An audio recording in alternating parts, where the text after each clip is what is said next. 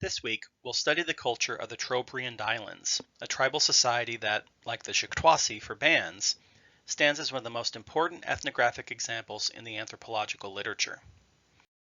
This is because the Trobrianders were first studied in the field by Bronislaw Malinowski, one of the fathers of cultural anthropology. Malinowski was a Polish-born anthropologist who lived and studied in Britain, writing in English. In 1914, when the science of anthropology was first beginning to establish itself, he traveled to the Trobriand Islands to conduct some of the first ethnographic fieldwork ever. He'd returned several times over the next decade, resulting eventually in the 1922 publication of one of the most influential ethnographies ever produced, Argonauts of the Western Pacific. It's in this book that Malinowski developed his theories about magic and the Kula Ring that we'll discuss later. More importantly, though, Malinowski established some of the basic ground rules for participant observation that are still followed today. First, that research must be conducted over an extended period of time, usually more than a year, which allows for a close rapport to develop between the anthropologist and his subjects. Second, that it must take place in the subject's own language. And third, that it must take place in their own communities, not a foreign lab or museum. Malinowski's contribution to cultural anthropology cannot be underestimated, but what did he find when he went to the Trobriands? The islands themselves are a small chain of flat coral atolls off the eastern coast of the island of New Guinea. Like New Guinea, they belong to the Melanesian archipelago and enjoy a tropical climate and environment dominated by hot temperatures year-round and lush vegetation. There are 4 large inhabited islands and many smaller uninhabited ones. The largest island, Kirawina, has a population of about 25,000. Given the environment and population of the Trobriands, their inhabitants can follow a relatively simple subsistence strategy of horticulture, much like last week's Newer, supplemented with fishing in the island's lagoons. Their primary crops are taro, squash, maize, and various other vegetables, and especially yams, which we'll see are the foundation of Trobriand society. They also keep domestic pigs, like most cultures in Southeast Asia and Oceania, but these are only slaughtered on special occasions and do not make up a large portion of their daily diet. Trobriander society is tribal in nature. They live in sedentary, permanent villages governed by egalitarian principles. Each village is headed by a person called chief, though he's really more of a headman who serves as a representative of the collective will rather than governing in his own right. The whole Trobriander culture is divided among 4 matrilineal clans called kumila. Remember that this means that children belong to their mother's kumila, not their father's, and that the children's social responsibilities and relationships are primarily defined by their kumila affiliations. Kumila are exogamous, meaning that one must marry a member of a different kumila, with the preference being someone from one's own father's clan. This pattern is the same that we saw several weeks ago among the Tiwi of northern Australia. A variety of evidence suggests that the Tiwi were influenced by Melanesian cultures to their north. In addition to their kumila, each Trobriander also belongs to a dala, a smaller grouping within the kumila. These lineages are inherited through the mother's line as well, and are the primary units of association. That is, they're the group one interacts with most on a daily basis. The combination of kumila and dala is said to define a person's essential identity. One of the most well-known subjects of Malinowski's work with the Trobrianders was his study of their use of magic. Magic consists of practices that are intended to accomplish particular, specific aims through supernatural means. Worldwide, it's a phenomenon often closely intertwined with religion. Malinowski concluded that among the Trobrianders, magic functioned primarily as a way of alleviating fear and anxiety. Based on his observations, he realized that the Trobrianders had great faith in their technology and their lifestyles, but there nevertheless remained a great deal of uncertainty and risk. The people he'd met in the islands were some of the best open water navigators in the world, able to pilot small sailboats across hundreds of miles of open sea to arrive at tiny islands with almost total certainty. However, even with the best skills and newest, strongest boats, Trobriand islanders still risked drowning every time they went fishing in open water or visiting neighboring islands to trade. How then could they ever have enough confidence to continue risking their lives in this way? Malinowski believed that magic evolved as a way of overcoming those uncertainties. Performing this ritual or reciting that spell would prevent the boat from sinking. Magic, and by extension religion, thus became a sort of self-delusion, a state of denial that gave the people enough confidence to continue living. It provided a sense of control where none actually exists. Malinowski's theory about the function of magic is one that has been well supported by ethnographic data. Our second reading this week tests the theory against American culture and finds strong support. However, it doesn't explain all aspects of magic or religion, and we should always be wary of one-size-fits-all explanations for cultural behaviors. Let's shift our attention now to Trobriand funerals, which will lead us to exploring many other aspects of Trobriand culture. In any community, everyone exists embedded in a network of relationships that we refer to as society. When someone dies, it leaves a hole in that web of relationships. The Trobrianders talk about funerals as a process of mending that hole and restoring society to its functioning state. This process is long and involves almost everyone in the community at some level. Immediately upon a person's death, his or her kin are divided into two categories, owners and workers. Owners are members of the deceased's dala and those in his kumila who live in the same village. Workers are other kin, those in his kumila from other villages, those in his father's kumila, and those in his spouse's kumila, which may be the same as the father's. In small communities like the Trobrianders, this wide net will naturally encompass almost everyone. Over the next several days and weeks, the workers will perform a variety of funeral rituals, ending ultimately with the burying of the body. The owners, on the other hand, will be engaged in frantic economic activity. It's their responsibility, once the funeral is over, to pay the workers for their labor. These payments are made primarily in the form of two valuable commodities, yams and banana leaf bundles. Yams, as we mentioned before, are one of the major components of the Trobriand diet, and almost every household grows yam gardens. But more importantly than their dietary value, yams are also the basis of Trobriand wealth. Yams are storable for an extended time and can be exchanged easily. The value of a single yam is relatively low, like a penny, but they can be traded in whatever numbers are necessary for a given exchange. Yam gardens are the primary domain of men, and yams are considered men's wealth. The important thing, though, is that the yams a man grows are not his own wealth. Men grow yam gardens for their sisters, to whom the harvest will eventually be delivered. They do this as a sign of their dedication to their dala, as their sisters are the only ones capable of perpetuating the lineage. However, since the daily disposition of household finances is the prerogative of the husband, the gift of yams is actually received by a man's brother-in-law.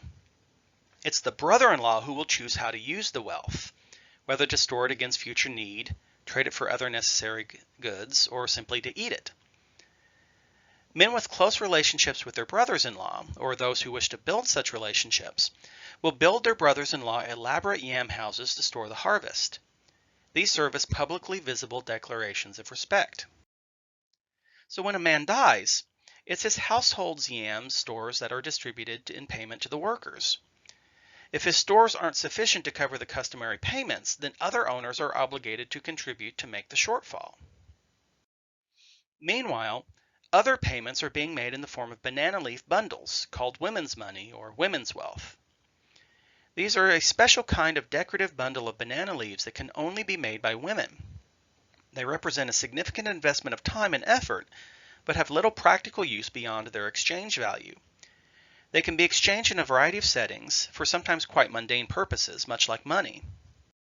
However, the most interesting use of women's money is for funeral payments. Women owners are responsible for making the bundles to pay workers at a funeral, but the numbers demanded by custom are often too great for the owners alone to meet the need. When this happens, the women's husbands are obligated to help them, but the husbands are forbidden from making the bundles themselves, so they call on their sisters to help. These women are sisters-in-law to the owners. The more yams a man has grown for a sister, the more enthusiastic she is likely to be in helping her brother's wife. But even then, the numbers may fall short until the sisters-in-law call on their own husbands for help. These men would then be giving aid to the wife of their brothers-in-law. A man who builds his brother-in-law a yam house is more likely to get that man's aid in gathering the required bundles. The net result of all these exchanges is that a huge amount of economic activity takes place around a Trobriand funeral, but all of it is founded on personal relationships between brothers, sisters, and their spouses. In this way, the funeral rituals remind everyone of their relationships and obligations to the rest of the community, and repair the hole left by the deceased. These sorts of funeral exchanges are mostly limited to a single island, but the small islands of the Trobriands need to maintain relationships with others to gain access to all the resources that they need. This need extends even beyond the immediate Trobriand islands to neighboring Melanesian islands with slightly different cultures. These inter-island relationships are built and strengthened through another famous dimension of Trobriand culture, the Kula Ring. The Kula Ring is a set of highly ritualized and rule-governed exchanges that take place between trading partners on different islands. It's the primary way a Trobriand man can gain fame and influence beyond his own village and grow to be a big man. Remember that big men are leaders in egalitarian communities who've gained an informal position of influence through trade and personal relationships. There are also big women who participate in the Kula Ring, but they've always been a relative minority. We've encountered big men last among the Tiwi, and this is another dimension of Tiwi culture that seems to have been influenced by Melanesia. Big men are much more common in Melanesian tribal societies than in Australian band societies. So what is the Kula Ring? Put simply, it's a series of gift-giving expeditions. Much like the Hixaro exchange among the Juktuasi, the actual gift itself is rather beside the point. In fact, there are only two items considered appropriate for the Kula: white shell armbands, called mwali, and red shell necklaces, called bagi. These items of jewelry have no practical use, and no other gifts are allowed. The whole purpose of the exchange is to create relationships, not to profit. However, due to the strict rules of the Kula and the ways that Trobrianders calculate value, everyone can, in fact, end up with more than they started with. In any reciprocal exchange, a gift received must eventually be reciprocated. A Kula partner can only repay the gift of a mwali by the gift of a bagi, and vice versa. Mwali can only be given to trading partners on islands counterclockwise from the gift giver, and bagi can only be given to trading partners clockwise. The trading networks form a circle of islands, so these two goods circulate in opposite directions around the ring. Though the mwali and bagi have little practical use beyond decoration, they're hard to make and rather rare. Thus, when a Kula participant receives a bagi from his counterclockwise partner, he may choose to re-gift that bagi to his other clockwise partner. He may also choose to keep the necklace indefinitely. It's his personal property now, after all, to do with whatever he pleases. But generally, hanging on to valuable goods isn't a good business plan, so the various mwali and bagi will move through the system relatively continuously. Because the networks are ring-shaped, a person will likely receive back the exact same item he gave away in about 2 to 5 years, after it's made a full circuit of the ring. And here's the crucial part. The value of a mwali or bagi is calculated by two factors: its age and its previous owners. Many of these items are quite old and famous, and their pedigrees are frequently discussed and widely known. By the time a shell armband or necklace has made a full circuit, it's grown several years older and had several more owners, some of them potentially quite famous men. By giving the gift, therefore, the Kula participant has essentially invested his property to turn a profit. After 2 to 5 years, he owns the same item again, but it's now more valuable. In this way, everyone who participates in the Kula can potentially turn a profit. But there's also substantial risk, and some Kula traders can lose everything. Each participant will have several trading partners in each direction, each one residing in a slightly different trading path, and each trading different sets of shell items. Balancing the relationships with all those partners can be risky. Consider, for example, man A, who receives as a gift a very valuable mwali. he will eventually reciprocate by giving the gift giver, man B, a bagi. But A can reciprocate with any bagi he owns, so he may choose to give B a bagi of only middling value. When the original mwali makes its way back to B, he may remember that slight and choose not to give it back to the stingy man A. Instead, B, having been offended by A, may divert that valuable mwali onto a different trading path, giving it to his other counterclockwise partner, man C. Man A, by being stingy, would have then lost the investment he made when he gave the mwali away a few years back. Man B, on the other hand, has lost nothing but a poor trading partner. By playing this game of gifts and relationships well, a Kula participant can amass a great amount of wealth and prestige. Others will cultivate trading relationships with him in hopes of receiving valuable shells as gifts, and they'll do so by giving him valuable gifts. The more trading partners a man has, the more prestige and influence he gathers in other realms, eventually becoming a big man, an informal community leader. Many village chiefs among the Trobrianders got that chiefly position by first becoming big. What the Kula Ring shows us is that what at first appears to be a meaningless ritual exchange of one worthless item for another can in fact play a central role in the community's livelihood. As with the Jactoisi's Xaro exchange, the point of the Kula is the trading partner, not the trade goods themselves. After establishing a close friendship through Kula, you can call on that friendship for other purposes as well. The trips that Kula partners take to one another's islands to trade shells are also opportunities for more mundane exchanges, like food and tools. And the influence that big men cultivate allows them to pull together communities from many islands for cooperation and projects that one village couldn't undertake on its own.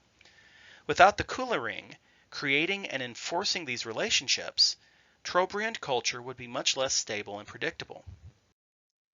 Finally, let's look briefly at the Trobrianders' lives in recent decades. The Trobriand Islands are today part of Papua New Guinea, the eastern half of the island of New Guinea. Papua New Guinea got its independence from Australia in 1975 and has since become one of the fastest growing nations in Melanesia. The Trobriands haven't changed much in the century since Malinowski's fieldwork, though, and many people still live in largely the same way that their ancestors did 100 years ago. This is largely by choice. People are aware of the larger world and interact with it regularly, but they choose to do so on their own terms.